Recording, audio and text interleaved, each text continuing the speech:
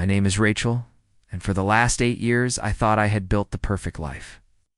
A loving husband, a nice home in the suburbs of Denver, a career that allowed me to work from home and be there for our little milestones. My husband Daniel was a structural engineer, a man of few words but steady hands. When we met in college, he was quiet, almost brooding, but I was drawn to his stability and that calm way he had about everything. Over the years, Daniel kept the same small circle of friends.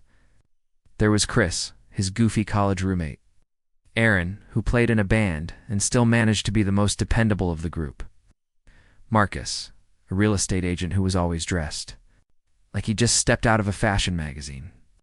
And finally, Dylan, Daniel's best friend since middle school, a teacher who had the patience of a saint. They weren't just friends, they were like brothers. So when Dana started coming home late, more frequently, blaming site inspections, sudden deadlines, traffic, I didn't think much of it at first. But something changed. It wasn't just the late nights. It was the way he avoided eye contact, the quick showers. The secretive phone calls he thought I didn't hear when I pretended to be asleep. A wife knows when something isn't right. I brushed it off for weeks, trying not to feed my paranoia. Until one afternoon, while folding laundry, I found something strange in his jacket pocket, a receipt from a hotel bar downtown, not far from where he said he'd been working that night. The receipt by itself wasn't proof of anything. Maybe he stopped in for a drink on the way home. Maybe he met a client. But my gut told me something else. Something was wrong, and I needed to find a way to confirm it without accusations. I didn't want to destroy our marriage over a misunderstanding. So, I came up with what I thought was a clever idea, a surprise gathering. I texted Daniel's friends. Hey, thinking about throwing a little Saturday night cookout for Daniel. It's been so stressed lately. Hope you can make it. Chris responded within minutes. Sounds awesome, I'm in. Aaron said he'd bring drinks. Marcus offered to bring dessert. Dylan didn't reply right away, but eventually just said, I'll be there. I cleaned the backyard, prepped the grill, and even made Daniel's favorite, smoked brisket.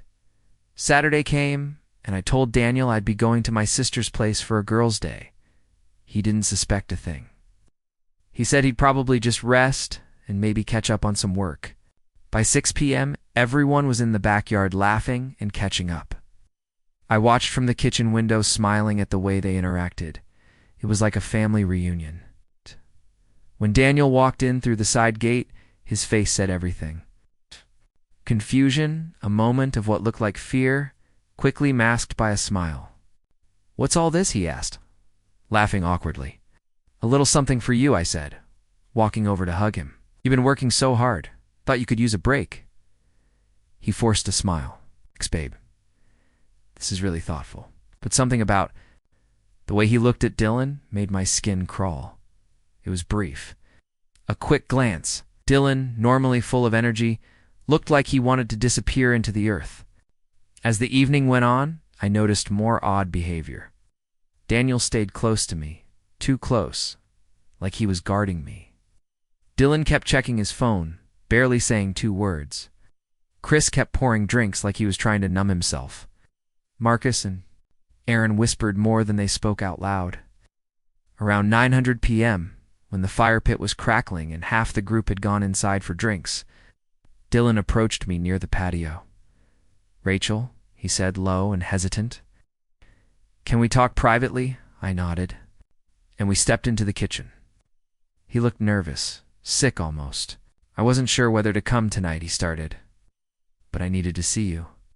I've been carrying something, and it's been eating at me. I felt a lump form in my throat. What do you mean? He sighed and pulled a small flash drive from his jacket pocket. There's something you need to see. I didn't know how to tell you. I didn't want to be involved, but watching you plan this evening, I couldn't stay silent. What is it? I asked, heart pounding.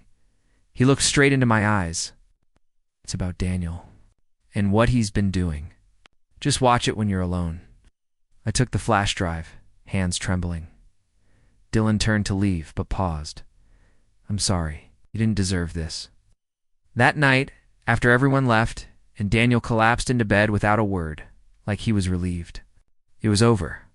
I plugged the drive into my laptop in the guest room. What I saw made my stomach twist.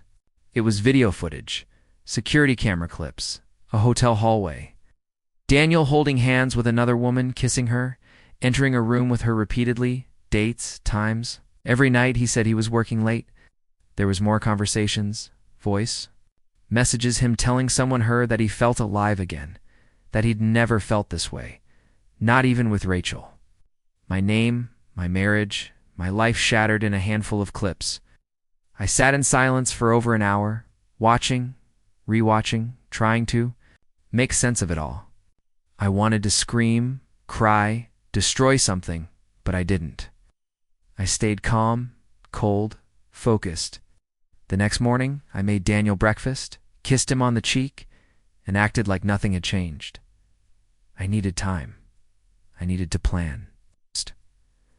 Over the next week, I contacted a lawyer, quietly moved important documents to a private folder, opened a new bank account, made copies of the flash drive. I wasn't going to confront him in a burst of rage. I wanted clarity, not chaos. 2 weeks later, I sat Daniel down. "There's something we need to talk about," I said. He looked up from his phone, slightly annoyed. "What is it?" I placed the flash drive on the table. "I know." His face went pale. "Know what I know? Everything about the hotel, about her, about the lies." Stared at it for a long time, then back at me. "Rachel, I know. Don't lie to me again." There was silence. Deep, thick silence. He lowered his head. "I never meant to hurt you, but you did. Over and over again." He tried to explain. Blamed stress. Blamed disconnection. Said he didn't plan it. Said it just happened.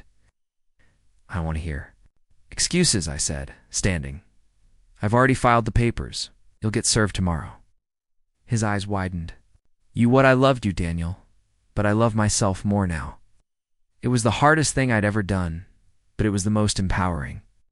In the weeks that followed, I leaned on my sister, my therapist.